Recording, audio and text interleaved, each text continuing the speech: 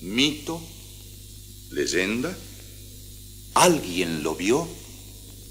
El que lo apresara y lo pusiera en jaula de oro pudo oír su voz.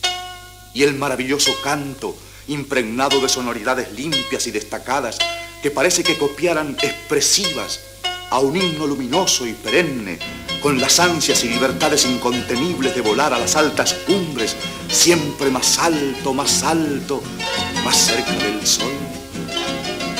Son pocos los privilegiados en conocer a este diminuto gran pájaro cantor que enjoya y engalana con su canto las altísimas copas de los colosos centenarios árboles de nuestras salvajes y bellas selvas.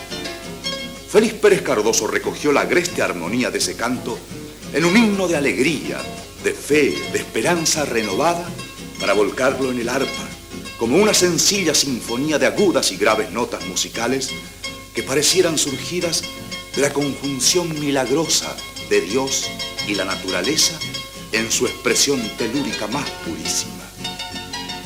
En esta rápida evocación no podemos dejar de decir que Félix Pérez Cardoso y el armonioso pájaro cantor de las selvas paraguayas conforman un solo ser, un solo latir, una sola vida unida por sus ansias de luz, de belleza y de paz.